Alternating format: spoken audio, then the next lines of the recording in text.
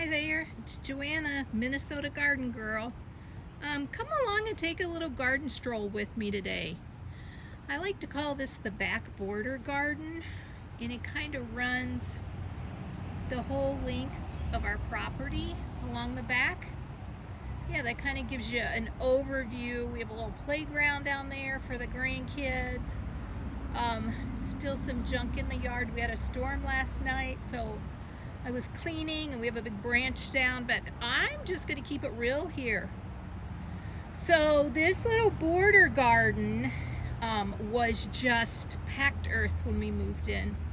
There wasn't really a garden here. It was more like a little racetrack for the little boys that lived here before, and whoo, was it ever packed. So I'm constantly amending the soil, and we've had several trees cut down in our property, and that tree stump is one. But look, I'll get around, I'll show you.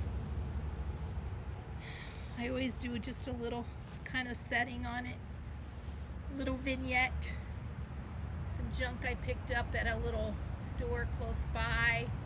And the planter has Super Tunia bubblegum and Lophos, the pink, and then the white is, there's a few blooms, but it's taken a little break.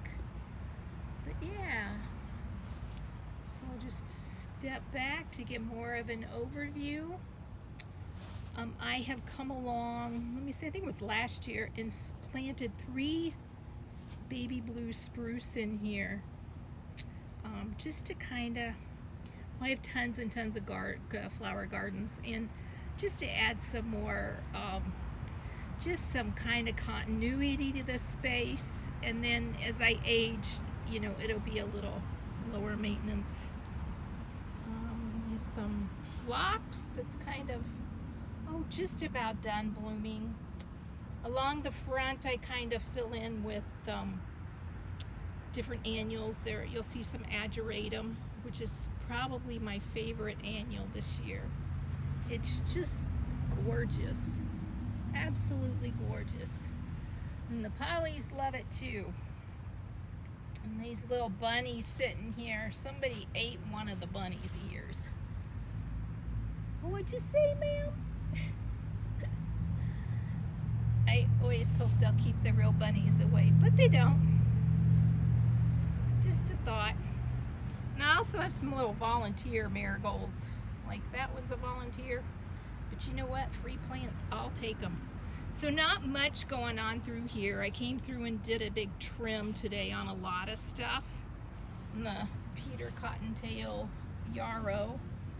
The blooms are so pretty. They're like little double flowers. Almost look like baby's breath. But yeah, I cut it back pretty good. Some lilies that are just about done. There's some cornflowers, and then my favorite, I'm really hoping you can't, that I won't get too much of my shadow, which is probably the wrong time of day to do this, are daylilies. I love daylilies. I am a daylily hoarder, totally obsessed. These are Dublin Elaine, or Dublin Elaine, however you want to say it. This was a new one that I got last year from a hybridizer that was going out of business, and it's called Fluffier Tutu. Very pretty. We're gonna get too much of my shadow. I don't want to see my shadow, but that's the way it goes. Some Nicotiana along the front, some marigolds, and I have 3 of these cone flowers in this area. I think they're Kismet Yellow? Yeah. I don't know what the actual name of them. There's a really super healthy looking phlox that is just starting to set buds. But some of my phlox just gets ratty looking. It's mostly here, it's spider mites. And usually I'll just cut them all back, hard cut back. Little lime punch hydrangeas got a little bloom. I got these at the end of the year last year and put them in. And they're just now budding up. And I think out of 2 or 3 I planted, I have 1 left. some dahlias. Oh, I forgot to show you our little apple tree. This is what's called an espalier apple tree. And some of you that are familiar with the Friends Plant Sale, it's a big plant sale held every Mother's Day weekend at the Minnesota State Fairgrounds. And I picked this up last year. And so it's kind of cool. It's got 3 different apple trees grafted in to the main stem. So one of them is Gala, I think, Fuji, and Honeycrisp. And so the idea of the guides going across is you're supposed to like train each branch along that guide, that wire guide. And I haven't been really diligent about that. Last year we were just hoping it would make it. This year it's actually put on some growth and is looking good. So hoping in the next few years we'll actually get some apples off of it. That's kind of a fun thing. Then on down, just some more.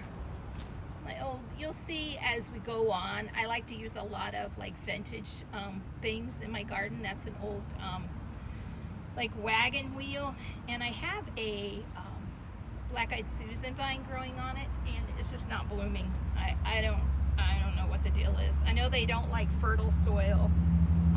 They don't really like fertilizer too much at all. So we'll see if it actually starts blooming here. Another baby blue spruce. Next to that I have a cardinal flower, which those things like seldom ever come back for me. But I put one. I try to like to do things in 3s, but I don't always do that because I want to make sure they come back before I invest in 3 of the same plant. You see some little weeds along. Another one of my favorites is coreopsis. You guys, these things bloom their little heads off. Once they start blooming, you keep them dead-headed. Even if you don't, they bloom and bloom and bloom. Here's another pretty daylily. That's Joan Dairyfield, and oh, is she a prolific bloomer. I love it.